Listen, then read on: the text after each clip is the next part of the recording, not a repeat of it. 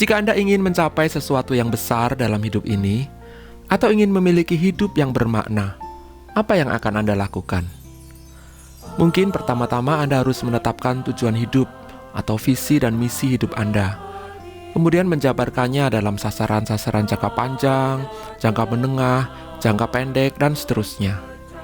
Sepertinya rumit sekali ya. Atau adakah cara lain?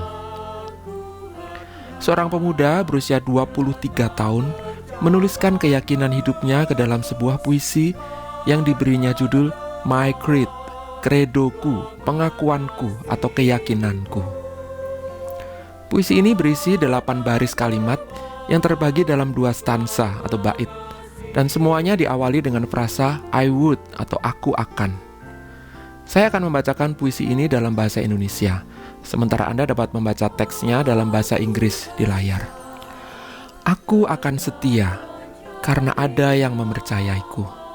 Aku akan tulus karena ada yang peduli. Aku akan kuat karena ada banyak penderitaan. Aku akan berani karena ada banyak tantangan. Aku akan menjadi kawan bagi semua orang, bagi musuh dan yang tak memiliki teman. Aku akan memberi dan melupakan pemberian itu.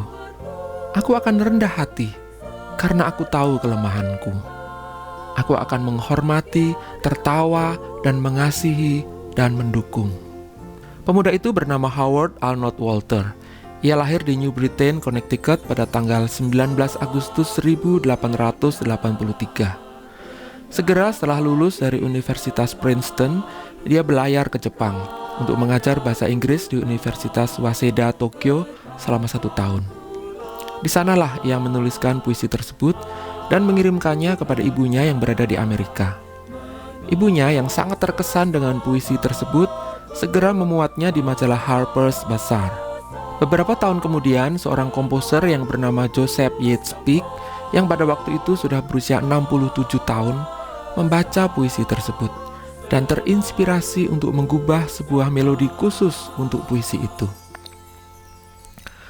Dan terciptalah sebuah nyanyian indah yang berjudul I Would Be True. Dan nyanyian ini segera menjadi pendorong bagi sebuah generasi baru yang sedang mencari keberanian. Setelah kembali dari Jepang, Walter masuk ke seminari, kemudian bergabung dengan YMCA. Dan pada tahun 1913, ia memulai pelayanan misinya di Lahore, Pakistan. Namun sayang sekali, Walter hanya sempat melayani di sana selama 5 tahun saja. Karena pada tahun 1918, pandemi flu melanda dunia, memakan korban jutaan jiwa. Dan salah satunya adalah Walter. Ia meninggal dunia pada usia 35 tahun. Beberapa tahun sebelum akhir hidupnya, Walter sempat menambahkan stansa atau bait ketiga pada puisinya yang berbunyi, Aku akan tetap berdoa dalam setiap saat yang sibuk. Aku akan terus terhubung dengan Tuhan. Aku akan mengatur telingaku untuk mendengar bisikan yang lembut. Aku akan memiliki iman untuk bertahan di jalan yang telah Kristus lewati. Rupanya kedewasaan membuatnya menyadari apa yang kurang dari kredo yang pernah dibuatnya sewaktu muda, yaitu doa, kedekatan dengan Tuhan, kepekaan untuk mendengar suaranya, dan iman yang kuat untuk berjalan di jalan Tuhan. Setelah kematian Walter, seorang sahabatnya yang bernama Samuel Ralph Harlow menambahkan 3 bait lagi ke dalam nyanyian ini, sehingga seluruhnya menjadi 6 bait. Namun 3 bait tambahan dari Harlow tidak mengikuti pola yang sama dengan bait-bait asli dari Walter, sehingga jarang dimuat dalam buku-buku himne. Tim nyanyian GKI menerjemahkan 3 bait asli ciptaan Walter ini dan memuatnya dalam buku Nyanyikanlah Kidung Baru nomor 193 dengan judul Aku Hendak Tetap Berhati Tulus. Namun, karena keterbatasan bahasa Indonesia yang membutuhkan lebih banyak suku kata untuk menerjemahkan kata-kata dalam bahasa Inggris, maka 3 bait nyanyian ini menjadi 5 bait dalam bahasa Indonesia. Bait pertama dalam bahasa Inggris menjadi bait pertama dan kedua dalam bahasa Indonesia.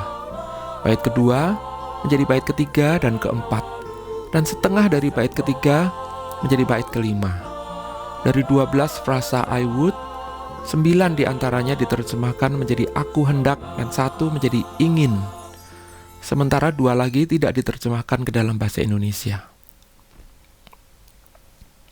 Pada usianya yang muda, Howard Arnold Walter telah memiliki keyakinan yang kuat akan panggilan hidupnya sebagai pengikut Kristus. Dan itulah yang menjadi panduannya untuk menjalani hidupnya yang singkat namun penuh makna. Bagaimana dengan kita? Kita tidak tahu kapan Tuhan akan memanggil kita. Apa yang akan kita lakukan dengan sisa hidup yang masih Tuhan percayakan kepada kita? Apakah tujuan hidup kita?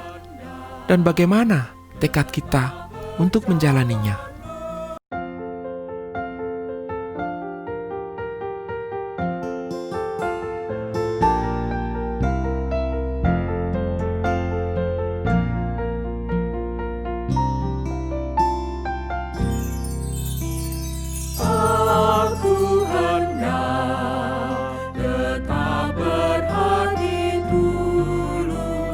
Karena teman mempercayaiku, aku hendak tetap berjalan lurus.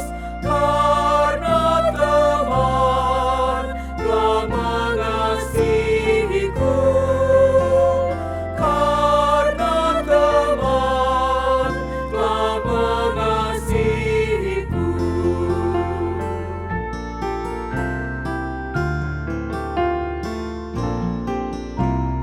Aku hendak tetap menjadi kawan bagi yang hatinya penat sendu, dan kasihku ingin terus ku bagikan, serta imbalan tiada ku perlu, serta imbalan tiada ku perlu.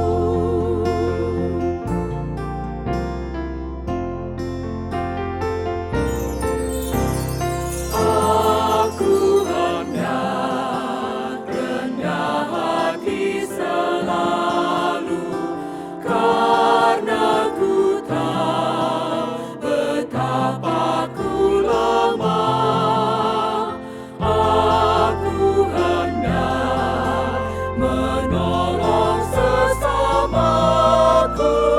Allah Esa selalu ku sembah. Allah Esa selalu ku sembah. Aku hendak tetap berhati tulus, karena teman mempercayaiku. Aku hendak tetap berjalan lurus, karena teman telah mengasihiku. Sahabat, mari dukung pelayanan dan pekabaran Injil melalui YKB dengan membagikan link acara ini kepada sebanyak mungkin orang. Dukungan juga dapat saudara lakukan dengan mentransfer dukungan finansial ke rekening BCA ke nomor 450-305-2990, 450-305-2990 atas nama Yayasan Komunikasi Bersama.